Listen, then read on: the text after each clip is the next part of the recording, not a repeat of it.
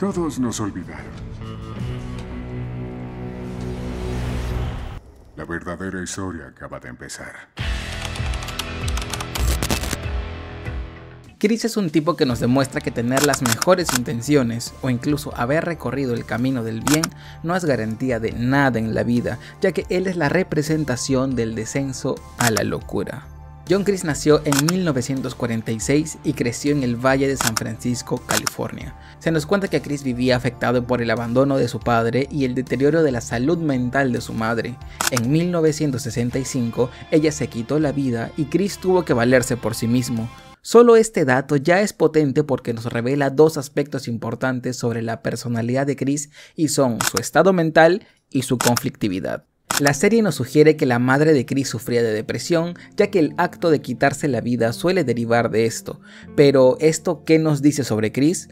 Pues muchos aspectos relacionados a la salud mental son biológicos, lo cual quiere decir que si una madre presenta algún trastorno mental, el hijo tiene una predisposición biológica a también tenerlas. Con esto no quiero decir que necesariamente Chris tenga depresión, ya que no sabemos con seguridad si la madre lo tenía o no, pero sí podemos decir que hay una gran probabilidad de que sí la pueda desarrollar. Esto podría darnos muchas pistas de por qué Chris siempre nos da la sensación de que no está muy bien de la cabeza, que digamos. Ahora, por el lado de la conflictividad, solo tenemos que entender un poco de su vida. Chris era un niño que tuvo que crecer viendo y aceptando la inestabilidad mental de su madre. Esto podría hacer que desde este punto él sintiera que el mundo está en su contra, ya que a los ojos de un niño esto se puede entender como ¿por qué solo yo tengo que pasar por esto? Sin embargo, ahora él es un chico de 19 años y tiene un trabajo de limpieza en un restaurante. Después de todo, tiene que salir adelante solo.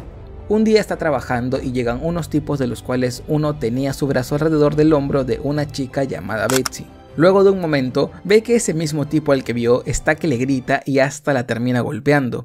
Chris por instinto sale a defender a Betsy. Los tres sujetos ridiculizan a Chris y se burlan de él utilizando el suicidio de su madre, lo cual nos dice que la sociedad ya lo estaba estigmatizando. Los tres atacan violentamente a Chris, pero pese a empezar perdiendo, logra derrotarlos y les dice: He luchado toda mi vida y no te tengo miedo.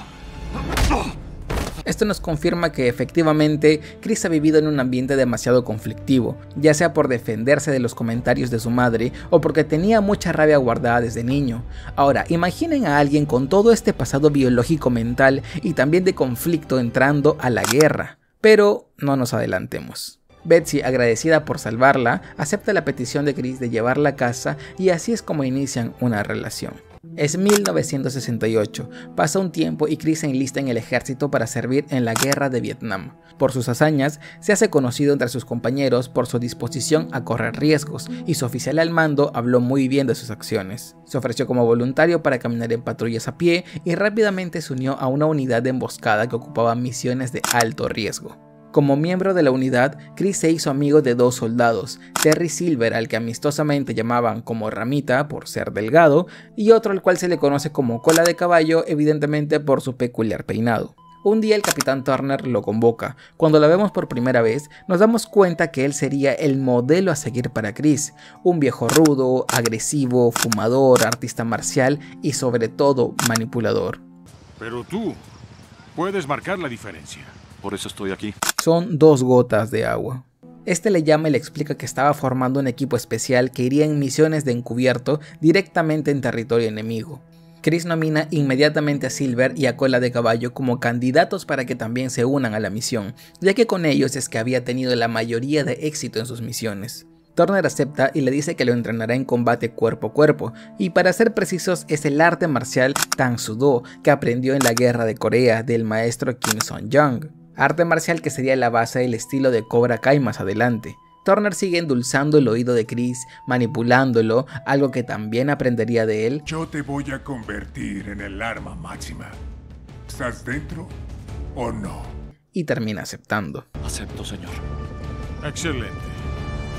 Las mismas técnicas. Esto también nos dice que hasta su manera de conseguir estudiantes no es una clásica inscripción, es un reclutamiento, y es así porque no los ve como niños o aprendices, sino como soldados. Perdieron soldados y perdieron la batalla. Más adelante vemos cómo el Capitán Turner entrena a Chris. Vemos incluso que la metodología es la misma que utilizaría con sus futuros estudiantes. Realmente su dojo sería un cuartel militar. Esto es curioso porque aquí también es cuando Turner le enseña a Chris la filosofía del camino del puño. Pierdes la concentración en el campo de batalla y eres carne muerta. You lose concentration of fighting your dead meat. Yes, sensei. Sin dudas, sin vacilación y sin piedad. Es aquí cuando llega un sargento y le da la noticia de que la novia de Chris murió en un accidente de auto. Este decide no decirle nada para que las emociones no lo distraigan ni nublen su juicio durante la misión. Volveré pronto, muñeca. Es 1969, llega la misión y se infiltran en territorio enemigo. Sin embargo, por un descuido con la radio de Terry Silver, Chris no podía dar la orden a Cola de Caballo para que regrese antes de detonar la bomba con los enemigos. El Capitán Turner le dice que active la bomba de todos modos, a lo cual Chris se niega. Esto hace que los enemigos los atrapen y terminen matando a Cola de Caballo. En este punto de su vida, si bien Chris era un tipo conflictivo, no era una mala persona, y esto lo vemos al no ser capaz de cambiar la vida de su amigo por una misión. Ahora, esto quizá no hubiera ido tan lejos si su ideal de no poder matarlo hubiera terminado en que se salvara, pero esto terminó en su ejecución frente a sus ojos.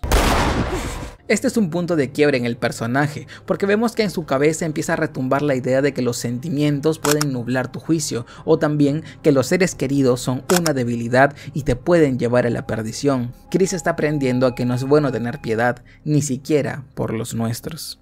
Vemos que los enemigos encierran a los soldados estadounidenses y los liberan solo para que peleen entre ellos hasta que caigan al fondo de una fosa y mueran, por puro entretenimiento. Varias peleas se dan y ve cómo sus camaradas van cayendo uno a uno. Silver le dice que todo es su culpa, referenciando al mal funcionamiento de su radio, pero Chris dice que no es así y que la culpa es de él. El Capitán Turner dice que tiene razón, que el culpable es Chris y que aquí y ahora los rangos, las insignias o lo que sea ya no importan. Cada uno debe cuidar de sí mismo. De pronto convocan a Turner y a Silver para que peleen, pero este tenía mucho miedo. Chris ve esto y dice que será él quien irá. Podría ser porque pese a que la piedad por un amigo lo hundió, él aún no cree que esto sea una debilidad del todo, o porque con quien no quiere tener piedad es por el tipo que se acaba de deslindar de su responsabilidad como líder. Esta duda pronto no tendría importancia al Chris enterarse que su novia había muerto en un accidente de auto. Turner se lo dijo evidentemente para desestabilizarlo en el combate que tendrán, tanto así que insulta a la chica. Es una perra. Chris lo sabe y es por eso que aquí decide no tener piedad con él. Al subir a la tarima se da cuenta que la fosa en la que sus compañeros morían estaba llena de serpientes, y dato curioso, ninguna de estas es una cobra. La pelea empieza y Chris está perdiendo. Es golpeado, pateado y derribado por Turner. Él le dice que aquí era matar o morir, y antes de que Turner lo arroje al hoyo, Chris encuentra una estaca y se la clava directamente en la pierna. Empieza a golpearlo en el rostro, en el estómago, en la cabeza, y cuando está a punto de caerse, llegan los refuerzos estadounidenses para salvarlos. Empiezan a lanzar bombas y la gente empieza a festejar. Turner le dice que todo terminó y que lo suba, pero Chris le dice que él tenía razón, que no siguió sus lecciones, pero esto es algo que no volverá a hacer, y lo termina lanzando hacia el foso. Sin piedad. Esta escena es la cúspide de lo que les contaba anteriormente. Chris es la viva imagen de su capitán y aquí lo confirma, diciendo que no volverá a desobedecer sus lecciones y así es que lo hará. Por eso vemos que Chris emula todas sus enseñanzas en su viejo dojo, en el nuevo, con sus estudiantes y también en la vida. Él siempre será no el militar que fue, sino el militar que conoció, el Capitán Turner.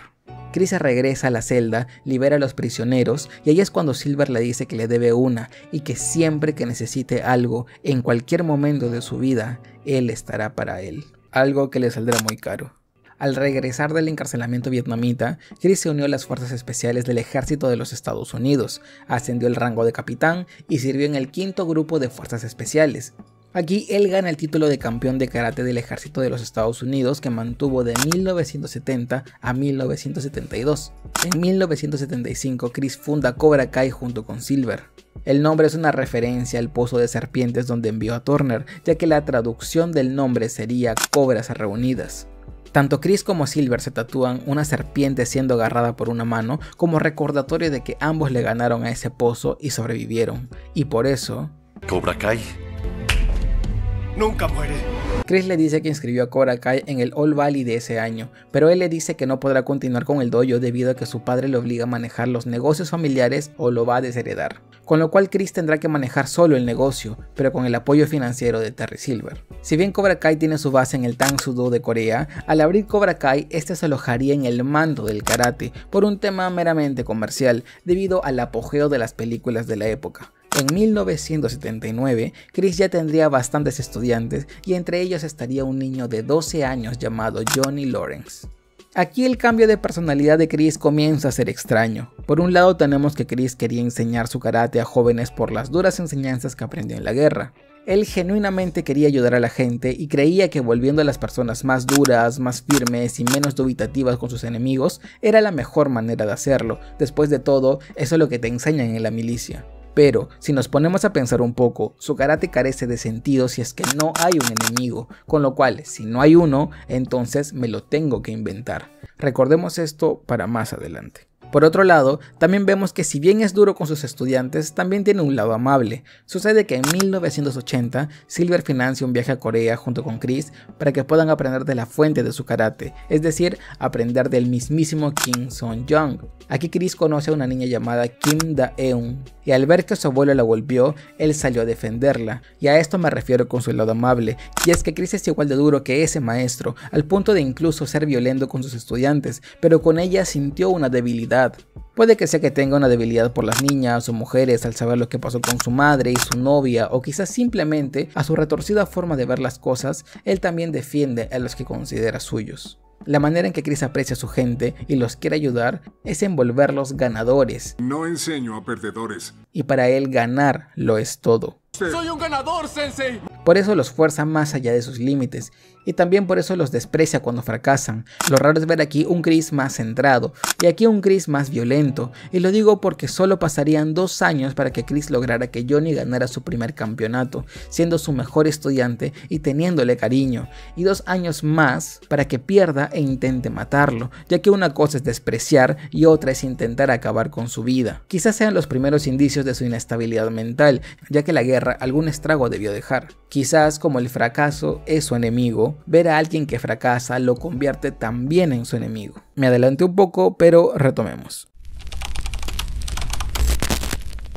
Es 1984 y Chris ha logrado 4 campeonatos del All Valley, 2 con estudiantes desconocidos y 2 con Johnny Lawrence, su estudiante estrella. Todo parece que este año podrán lograr el 5º campeonato sin problemas. Sin embargo, un día en clase ve llegar a 5 de sus estudiantes golpeados y a Johnny con el ojo morado. No sabe qué pasó, pero no habría necesidad de indagar, pues en su puerta aparecen los causantes, un niño de 16 años y un viejo que aparenta estar arriba de sus 60. Se acerca y le dice a la clase que tienen visita. Chris lo increpa por golpear a sus estudiantes, pero Miyagi dice que así no fueron las cosas, que sus muchachos, siendo 5, golpearon a Daniel. Miyagi le pide que lo dejen en paz, pero Chris le dice que no puede venir a su dojo desafiante y esperar que no haya una pelea. Miyagi le dice que pueden pelear en el torneo, el campeonato, y Chris acepta.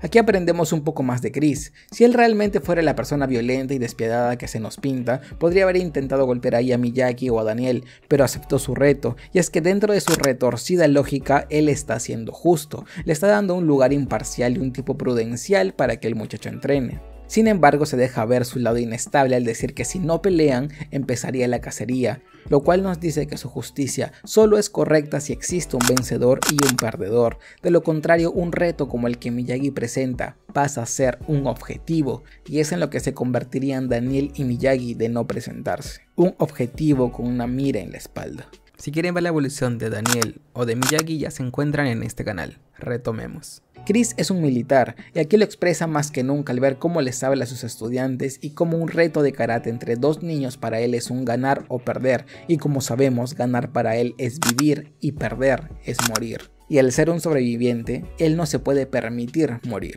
Por eso es que odia perder, a los perdedores y a los fracasados. Todo eso le recuerda a sus errores en la guerra. Llega el día del All Valley y Chris ve cómo sus estudiantes empiezan a perder 1 a 1. Tanta es su frustración que le dice a su estudiante Bobby Brown que quiere a Daniel fuera de combate. No que le gane, sino que haga que lo descalifiquen. Bobby dice que él puede ganarle, pero Chris le dice que lo quiere fuera de la competencia. Esto nos habla de Chris y cómo ve el mundo. Él quiere ganar, sí, pero no le importa si los métodos son limpios o no, y es que en la guerra no existen juegos limpios, no existe el bien o el mal, ni tampoco la piedad, porque eso te puede llevar a perder y eso te puede llevar a morir.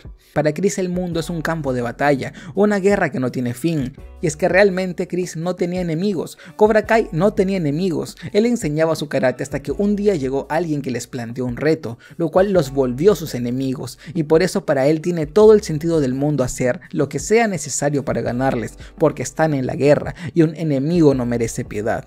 Todo esto pasa por la retorcida mente de John Kreese. Bobby, cual soldado obedeciendo las órdenes de su capitán, obedece y lesiona de gravedad a Daniel. Chris se siente victorioso, pero de pronto Daniel sale y dice que puede pelear. Chris envía a Johnny a pelear y el enfrentamiento está inclinado para Daniel. Johnny va a su esquina y Chris le dice que quiere que le den la pierna. Johnny se le ve desconcertado, pero Chris le dice si tiene algún problema con eso. Él lo dice mirándolo fijamente como si intentara buscar debilidad en él, obediencia o ambos. Después de todo es lo que te enseñan en un cuartel. Johnny dice que no hay problema, pero lo dice con una cara de miedo y al volver a la pelea termina obedeciendo a Chris. Él cree que la pelea está ganada, pero con una patada directo al rostro todo cambia. Johnny pierde y con eso pierde Cobra Kai y el karate de John Kreese. Frustrado, Chris le dice perdedor a Johnny, pero este le dice que el perdedor es él, con lo cual toma su trofeo de segundo lugar, lo rompe y lo ataca. Esta escena es importante porque vemos cómo realmente la palabra perder le afecta tanto. Para Chris es impensable que él pueda ser un perdedor, o mejor dicho, volverlo a ser, porque cuando lo fue cuando vivió los peores momentos de su vida. Johnny le dice que está enfermo, y es aquí cuando Chris reacciona y lo ataca con furia, y es que no solo ha vuelto a ser un perdedor, sino que por todo el trauma con su madre, como lo molestaban de niño con su madre por su estado mental, se le nubla el juicio e intentó con desesperación volver a ser un ganador, y eso solo se puede obtener con violencia y sin piedad, por eso es que lo ataca. Sin embargo llega Miyagi, salva a Johnny y una vez más humillan a Chris, demostrando que su manera de hacer las cosas no es la correcta.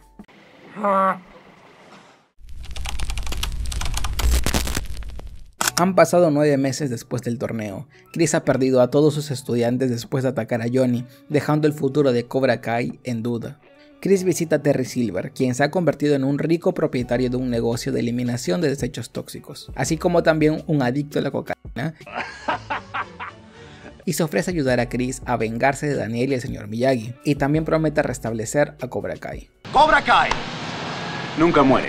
¡Nunca morirá! Silver envía a Chris a Tahití de vacaciones para recuperarse y este le dice que haga sufrir a Daniel y que le sangren los nudillos en venganza a lo que le pasó con Miyagi. Pasan unos meses y Chris regresa al valle.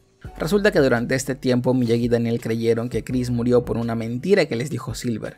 Durante un enfrentamiento en el dojo, Chris asusta a Daniel saltando de un pasillo y gritando, haciendo que esta sea su manera de decir que está de vuelta. El plan es simple, vencer a Daniel, quitarle su título y expandir Cobra Kai por todo el país, es decir, esparcir su filosofía de vida, que como ya hemos visto es violenta y muy inestable, tanto como para que sus principales exponentes sean un militar con síntomas de estrés postraumático y el otro un drogadicto. Chris y Silver se ríen de Daniel mientras Mike Barnes lo ataca, pero el señor Miyagi aparece y pelea contra los tres. Miyagi deja a los tres por el piso, demostrando una vez más que Chris es inferior, pero eso no le importa, porque esa pelea para él no significa perder, y por eso no le afecta. Lo importante se dará en el torneo. Este inicia, pero aunque Daniel empezó perdiendo, la sed de venganza de ambos hicieron que le den instrucciones erróneas a Mike Barnes, lo cual hizo que perdieran. Y una vez más volvió a ser un perdedor.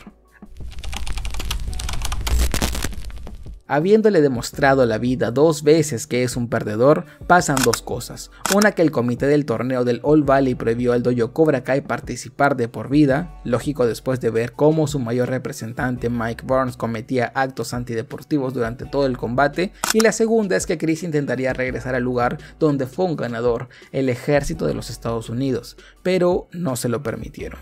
Chris dice que es por su edad, lo cual puede ser cierto, pero lo determinante es que le dijeron que presentaba estrés postraumático. Ahora tienen psiquiatras inútiles. ¿Qué diablos saben? Y ahora recordemos lo del inicio. Chris era un chico que sufrió por el abandono de su padre y por el estado mental de su madre, lo cual recordemos que al tener un componente biológico puede ser que Chris también pueda desarrollar un trastorno mental.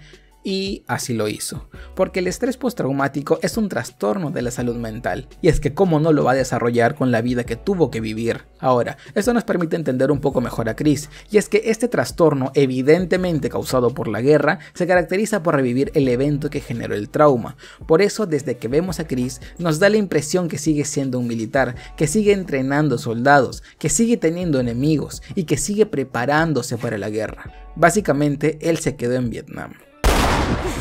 Es totalmente entendible que el ejército no quisiera a alguien así entre sus filas, ya que incluso podría llegar a pensar que sus aliados son sus enemigos. Más adelante, Silver intentaría ayudarlo dándole trabajo, pero Chris lo rechazaría porque sentiría que es solo por lástima. Él quiere seguir siendo ese tipo ganador, ese tipo agresivo, el sensei, el militar. Fuera de eso, su vida no tiene sentido, y es por eso que al no poder volver a ese gran momento de su vida, Chris estaría rozando la indigencia y pasaría a vivir en refugios para personas sin hogar. Él, por todas las hazañas que logró en la guerra, podría haber reformado su vida, pero al no querer dejarse ayudar, típico de los señores de esa época, preferiría la indigencia. Seguiría viviendo en estos lugares hasta que un día le llega la noticia que un dojo llamado Cobra Kai ganó el campeonato del All Valley 2018. Chris se acerca al dojo de Cobra Kai de Johnny Lawrence y le suelta esta frase. Felicitaciones, ganaste.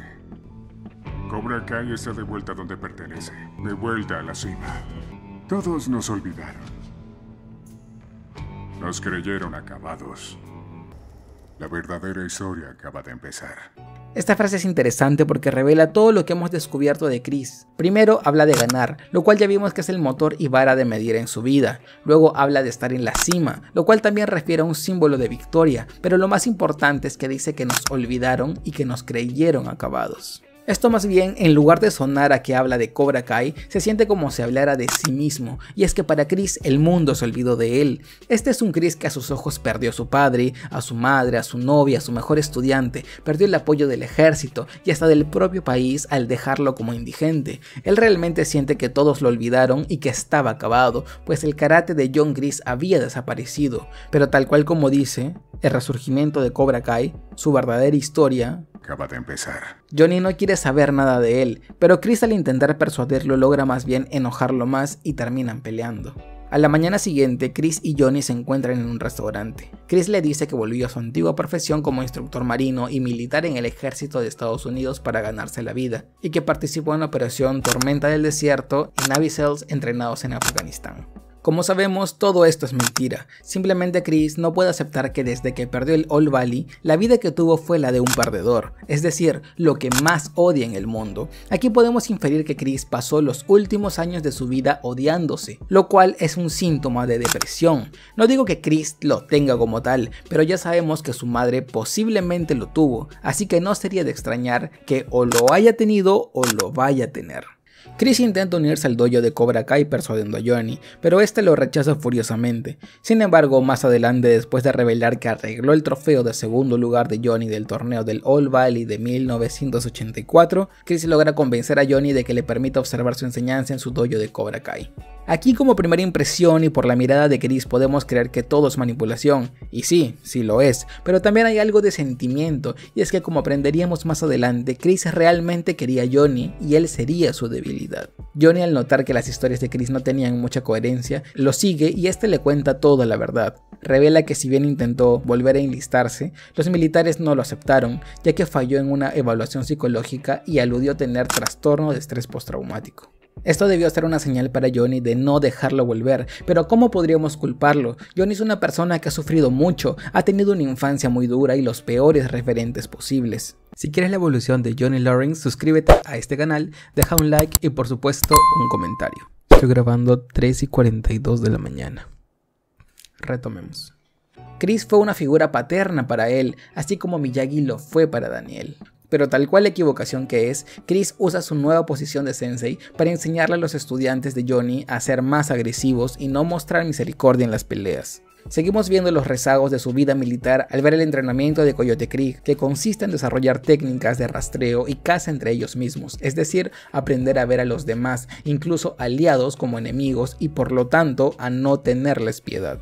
Chris empieza a manipular a sus estudiantes, especialmente al Halcón, y es que él, al ser el tipo con más ira, es el más sencillo de manipular, patrón que veríamos que se repetiría a lo largo de toda la serie, ya que tanto la ira como el miedo son emociones que una persona puede utilizar a su favor y Chris lo sabe. Esto se demuestra al ver cómo Chris utilizó el miedo y la desesperación que todos sintieron por la lesión de Miguel para manipularlos y convencerlos de que el método sin piedad es la mejor manera. Le mostró piedad a Robbie King por su culpa. Si muere, también será su culpa. Y es que si bien sí es manipulación, él no lo hace creyendo que les está vendiendo mentiras, genuinamente cree que lo hace por un bien mayor, ya que tal cual lo que le pasó a Miguel es lo que le pasó a él. Nunca dejaré que mis estudiantes pierdan. Algún día me lo agradecerás, Johnny. Miguel tuvo piedad y pagó las consecuencias, así como él en Vietnam con cola de caballo. Chris logra apoderarse del dojo al negociar con el arrendador, y me imagino que también por ser el dueño original de la marca. No lo dicen en la serie, pero asumo que es así.